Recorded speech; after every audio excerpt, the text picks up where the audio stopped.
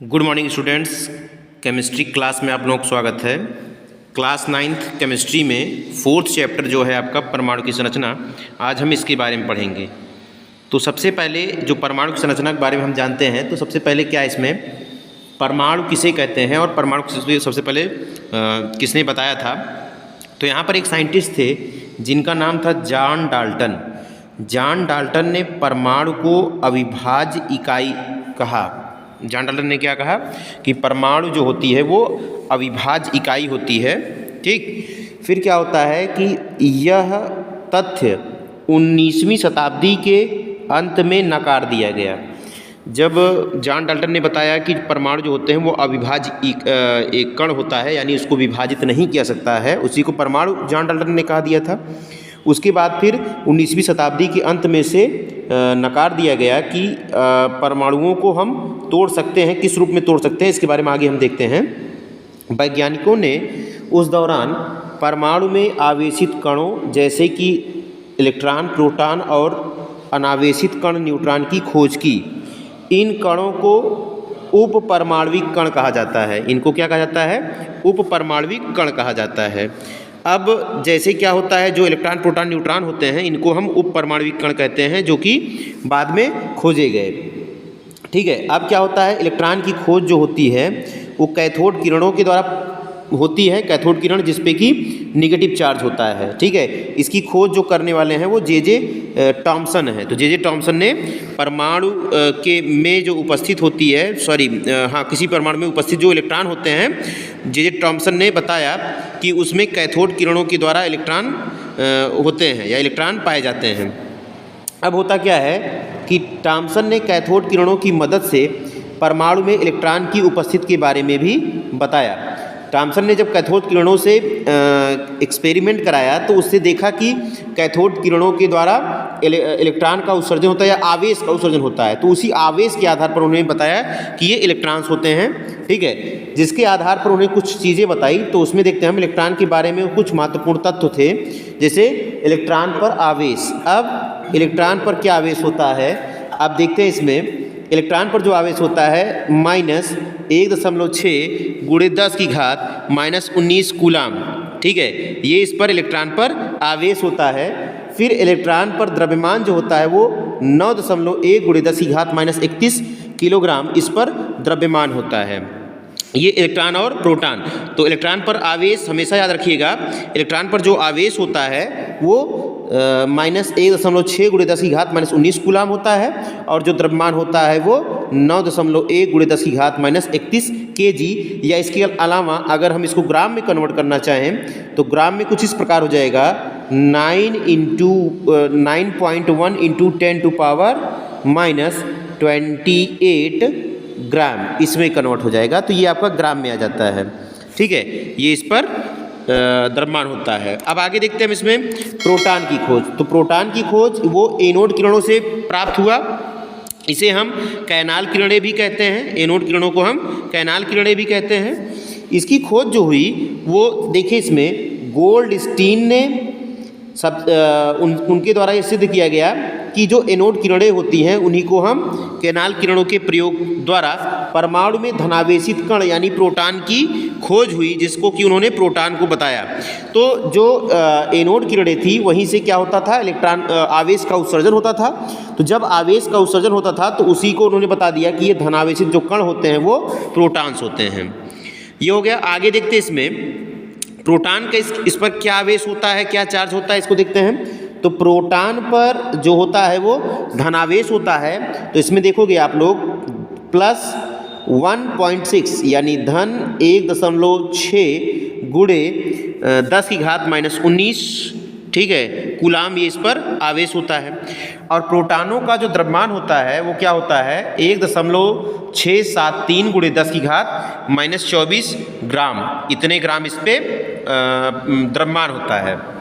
यदि अगर हम बात करें इसको किलोग्राम में चेंज करने का, तो किलोग्राम में हो जाएगा 1.673 × 10⁻, अब यहाँ पर 24 था तो यहाँ पे हो जाएगा -27 हो जाएगा, -27 ये किलोग्राम में हो जाएगा। यानी प्रोटॉन का जो द्रव्यमान होता है वो होता है 1840 गुणे इलेक्ट्रॉन का द्रव्यमान। ये हो जाता है आपका प्रोटॉन का द्रव्यमान, इससे निकल आता है। अब आगे हम देखते हैं न्यूट्रॉन की खोज। तो न्यूट्रॉन की खोज कैसे हुई?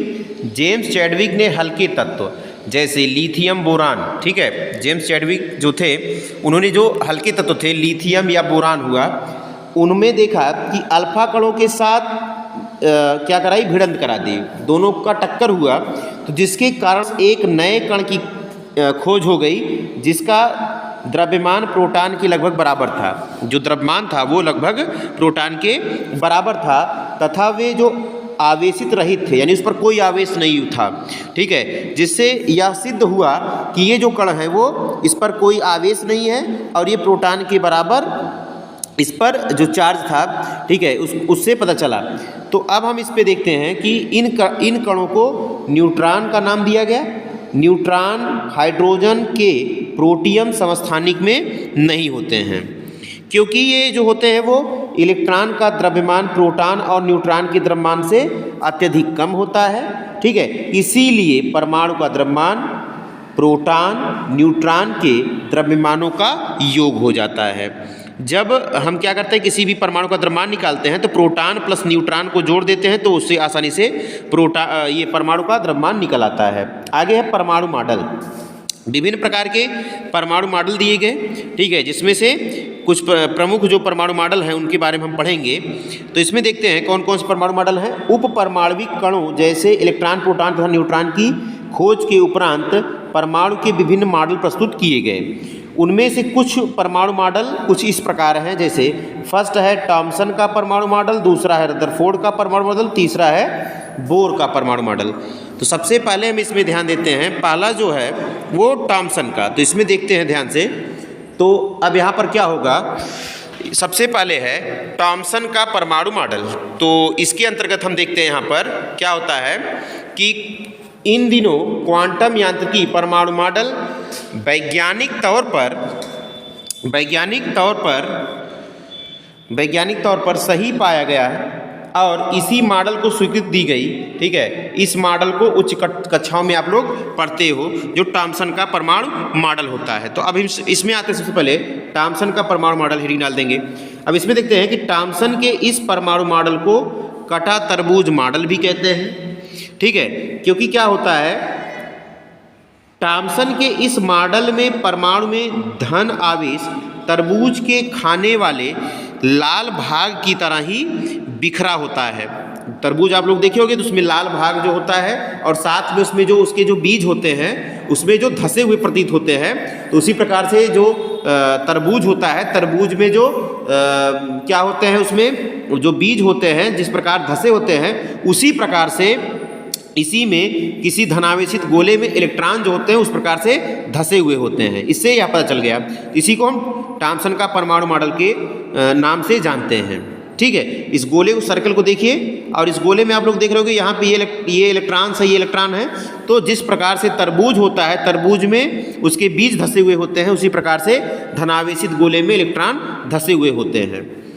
हालांकि इस मॉडल ने परमाणु के आवेश रहित अभिलक्षण की विवेचना की, पर कुछ वैज्ञानिकों को यह मॉडल नहीं समझ आया, इसलिए उन्होंने इसको नकार दिया। अब आगे देखते हैं, रदरफोर्ड ने अपने प्रयोग से तेज से चल रहे अल्फा कणों, ठीक है, यानी जो हीलियम होता है, हीलियम नाभिक में, तो आप देखते हो हीलियम पे 2He4, तो 2 इसका परमाणु क्रमांक है, 4 इसका द्रव्यमान संख्या है, कि सोने के पन्नी से टक्कर कराई। तो अब देखते हैं क्या मिलता है रदरफोर्ड का जो मॉडल है इसमें।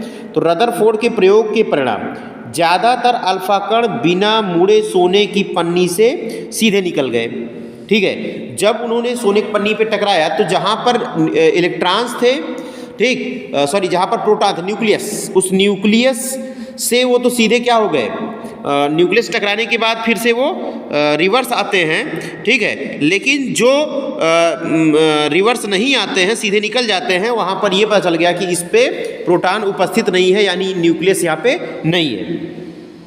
आप देखते हैं इसमें कुछ अल्फा कोणों का निम्न कोणों से वो मुड़ जाते थे, ठीक है। प्रत्येक 12,000 कणों में से एक कण वापस आ गया। जितने भी लगभग 12,000 कण भेजे जाते थे तो उसमें से एक कण वापस आ जाता था। अपने प्रयोग के परिणामों के आधार पर रदरफोर्ड ने निम्नलिखित निष्कर्ष निकाले। कौन से निष्कर्ष निकले? कि परमाणु के भीतर का अधिकतर भाग खाली है। परमाणु के जो भीतर का अधिकतर भाग होता है वो खाली होता है, क्योंकि अधिकतर अल्फा कण बिना मुड़े सोने की पन्नी से बाहर निकल जाते हैं। तो किसी भी परमाणु में जो कुछ खाली स्थान होता है वहाँ से तो अल्फा कण बाहर निकल जाते थे, लेकिन जहाँ पर न्यूक्लियस होता था वहाँ से टकराने के बाद वो पुनः वापस आ जाता था। फिर क्या होता है?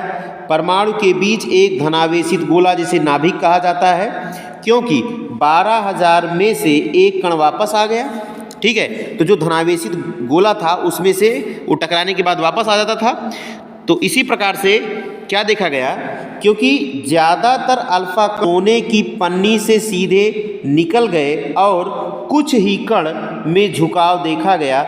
इस आधार पर यह निष्कर्ष निकाला गया कि परमाणु के भीतर ज़्यादातर भाग खाली हैं और इस खाली भाग का बहुत छोटे से भाग में मौजूद होता है। ये जो न्यूक्लियस होता है बहुत छोटे से भाग में मौजूद होता है। इस धनावेशित गोले से टकराने के पश्चात वह पुनः वापस आ जाता है।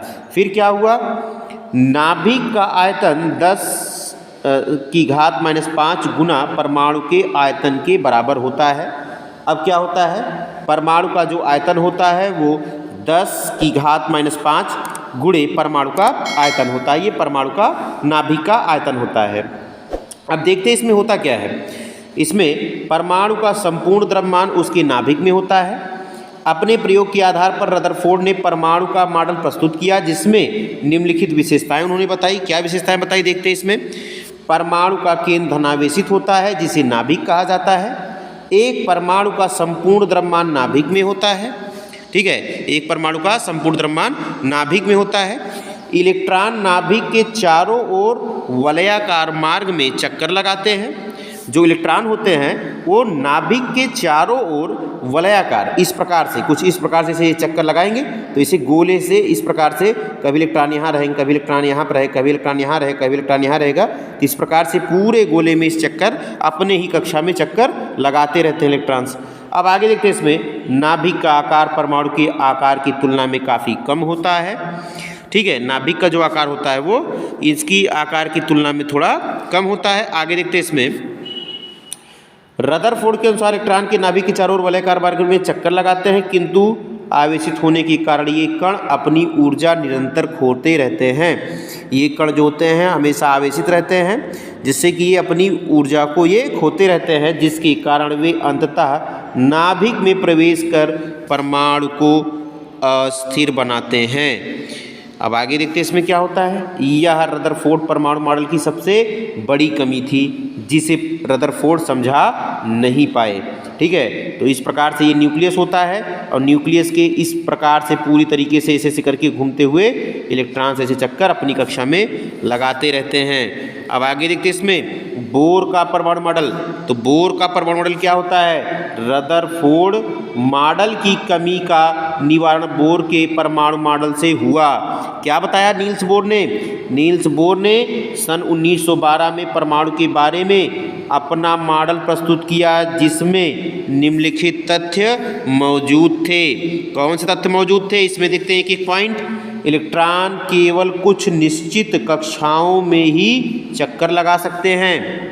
जो इलेक्ट्रॉन होते हैं कुछ निश्चित कक्षाओं में ही चक्कर लगा सकते हैं, जिन्हें इलेक्ट्रॉन की निर्धारित कक्षा कहते हैं। जिस कक्षा में इलेक्ट्रॉन चक्कर लगाते हैं वह उसकी कक्षा कहलाती है। अब यहाँ पर देखते हैं इन निर्धारित कक्षाओं में चक्कर लगाते हुए ये इलेक्ट्रॉन अपनी ऊर्जा का विकिरण नहीं करते हैं। ठीक है, जो निर्धारित कक्षा होती है इलेक्ट्रॉन की उसी में ही वो विकिरण नहीं कर पाते। आगे देखते हैं इसमें आगे क्या होता है। इसमें देखते हैं विकिरण नहीं कर पाते।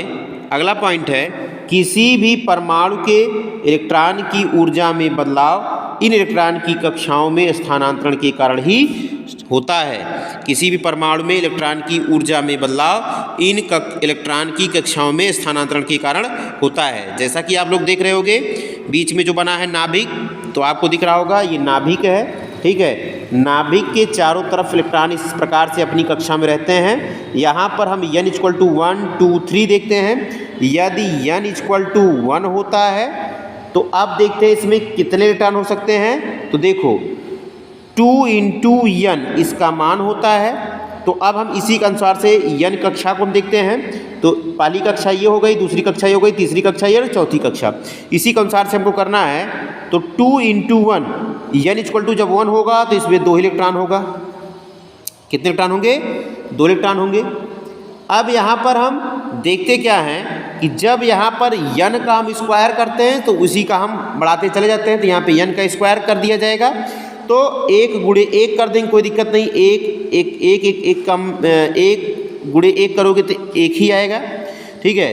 तो यहाँ पर 2 का गुणा करोगे 1 से तो 2 1 कम 2 ही हो गया, ठीक है। तो अब यहाँ पर हम आगे देखते हैं क्या होता है। यदि हम 2 से गुणा कराए तो 2 इंटू n का स्क्वायर, तो n का स्क्वायर आपका n का मान 2 है तो 2 गुणे यहाँ पर 2 और क्योंकि स्क्वायर है तो यहाँ पे 2 हो जाएगा। तो 2 दूनी 4 दूनी 8 तो यहाँ पर 8। पहले वाले में आपको जो बताया गया 2 इलेक्ट्रॉन, दूसरे वाले में 8 इलेक्ट्रॉन आ गया। अब तीसरे वाले में देखते हैं n का मान यदि 3 हो तो n इक्वल टू 3 ये हो गया। तो अब यहाँ पर क्या कर देंगे, n का मान जब 3 आ गया तो 2n स्क्वायर होता है ये, हम निकालेंगे। तो 2 इंटू n का मान आपका 3 n का मान 3 है तो 3 गुणे 3 3 त्रिका 9 और 9 दूनी इधर टोटल 18 हो गया। तो इस कक्षक में आपका 18 इलेक्ट्रॉन रहेगा। अब चौथे वाले में देखते हैं। तो चौथे कक्षक में क्या हो जाएगा, 2 इंटू n का स्क्वायर मान होता है तो 2 इंटू अब यहाँ पर n का मान 4 है तो 4 इंटू 4 4 चौक 16 16 दूनी 32, इसका हो जाएगा 32, टोटल मान हो जाएगा 32। तो इस कक्षक में 32 इलेक्ट्रॉन चौथे कक्षक में इसमें होंगे। तो यहाँ तक आपको बात समझ में आ गई होगी। अब हम आगे देखते हैं परमाणु की संख्या। परमाणु संख्या क्या होती है, किसी भी परमाणु में प्रोटॉन की कुल संख्या का मान उसकी परमाणु संख्या कहलाती है। किसी भी परमाणु में प्रोटॉन की जो कुल संख्या होती है वह उसकी परमाणु संख्या कहलाती है। परमाणु संख्या किसी भी परमाणु का परिचायक होता है। इसमें बदलाव किसी भी परमाणु के स्वरूप को बदल देता है। अब यहाँ पर हम देखते हैं जैसे परमाणु संख्या को हम Z द्वारा प्रदर्शित करते हैं। जैसे यहाँ पे परमाणु संख्या को हम Z द्वारा प्रदर्शित कर रहे हैं। ये Z जो है वो प्रोटॉन की संख्या हो गई। किसी भी धनावेशित परमाणु में प्रोटॉन तथा इलेक्ट्रॉन की संख्या बराबर होती है। किसी भी धनावेशित परमाणु में प्रोटॉन और इलेक्ट्रॉन की संख्या दोनों बराबर होती है। अब हम इसमें आगे देखते हैं जैसे द्रव्यमान संख्या। तो द्रव्यमान संख्या क्या होती है, द्रव्यमान संख्या किसी भी परमाणु के नाभिक में मौजूद प्रोटॉन तथा इलेक्ट्रॉनों की कुल संख्या का योग होता है, जोड़ होता है, ठीक है। इसी को हम परमाणु संख्या कहते हैं। जैसे यहाँ पर हमने देखिए इसमें दिखाया है कि द्रव्यमान संख्या को हम A द्वारा प्रदर्शित करते हैं। जैसे यहाँ पर क्या है, यहाँ पर A इक्वल टू हमने कर दिया तो यानी द्रव्यमान संख्या इक्वल टू यानी A हो गया आपका द्रव्यमान संख्या और P जो है आपका वो प्रोटॉन है यानी number of proton plus N और यहाँ पर कैपिटल N तो ये हो जाएगा आपका नंबर ऑफ ये N जो है वो न्यूट्रॉन्स है, ये नंबर ऑफ प्रोटॉन है, नंबर ऑफ न्यूट्रॉन है, नंबर ऑफ प्रोटॉन और A जो है वो आपका परमाणु द्रव्यमान है। तो द्रव्यमान इक्वल टू क्या हो गया, ये द्रव्यमान इक्वल टू प्रोटॉन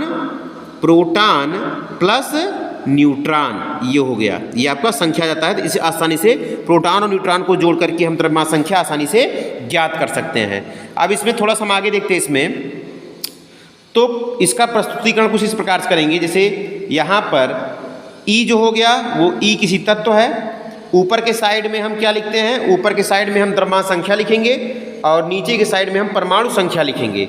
तो जैसे हम लोग क्या लिखते हैं, जैसे मान लीजिए यहाँ पे लिखेंगे हीलियम He तो नीचे की साइड में यहाँ पे हम लिखेंगे परमाणु संख्या यानी 2 लिख दिए और ऊपर की साइड में आप यहाँ पर चाहे यहाँ पर लिख सकते हो, यहाँ पर इसका परमाणु जो द्रव्यमान संख्या होगा वो 4 होगा, ऊपर साइड भी लिख सकते हो। और कभी कभी क्या होता है कि आप इस प्रकार भी लिख सकते हो E यहाँ पे 2 आपने लगाया परमाणु संख्या हो गया ये, और परमाणु संख्या के अलावा ये द्रव्यमान संख्या जब आप लिखोगे तो 4 इधर लगा सकते हो। दोनों तरीका आपका ये भी सही है, आपका ये भी सही है, आप दोनों तरीके से आसानी से लिख सकते हो। अब जैसे कि यहाँ पे देखो लिखा गया है कुछ इस प्रकार, एल्युमिनियम का लिखा गया है। एल्युमिनियम का जो परमाणु संख्या होती है वो 13 होती है। भार जो होता है इसका यानी परमाणु द्रव्यमान संख्या जो होता है वो 26 होता है, कुछ इस प्रकार से लिखा जाएगा। ठीक है, तो यहाँ पर Np यानी प्रोटॉनों की संख्या 13 हो गया, और तो यहाँ पर देखो लिखा गया है द्रव्यमान इक्वल टू 13 आपका ये हो गया प्रोटॉन और 13 न्यूट्रॉन हो गया। ठीक है, आगे इसी में एक प्रश्न सॉल्व किया गया है कि इसमें से आपको प्रोटॉन, न्यूट्रॉन और इलेक्ट्रॉन की संख्या बताना है। तो Cl में आपको बताना है कितने प्रोटॉन, कितने न्यूट्रॉन, कितने आपके इलेक्ट्रॉन्स हैं।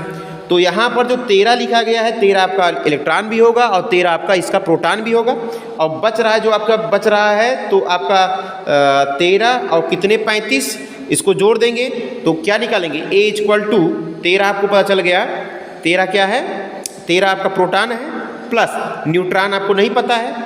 अब टोटल जो भार आया है वो 35 आया है, तो 35 इक्वल टू 13 प्लस n, तो अब n इक्वल टू क्या हो जाएगा, n इक्वल टू हो जाएगा 35 माइनस 13, तो 35 में से 13 निकाल दीजिए तो कितना आ जाएगा, 35 में से 13 निकालेंगे तो यहाँ पर ऊपर हम लिख दे रहे हैं 35 में 13 निकालेंगे तो 5 में से 3 गया, इधर आया 2 और इधर 3 में से 1 गया तो आ जाएगा इधर 2, तो 22 और 13 दोनों को जोड़ देंगे तब 35 हो जाता है, तो 22 आपका न्यूट्रॉन आ गया। तो इस प्रकार से हम न्यूट्रॉन को आसानी से निकाल लेंगे। तो इसमें देखो लिखा भी गया है कि जो क्या है प्रोटॉनों की संख्या ये इतना हो गया, यहाँ पे Np जो आपका प्रोटॉनों की संख्या हो गया जैसे Z के लिए निकाला गया, और Cl आवेश रहित है तो ये Cl का निकाला गया है, तो Cl के लिए जब निकालेंगे तो हम यहाँ पर Cl का यहाँ पे 17 होता है, ठीक है 13 नहीं है 17 होता है। तो अब यहाँ पर आसानी से निकल जाएगा, इसका 17 आपका हो जाएगा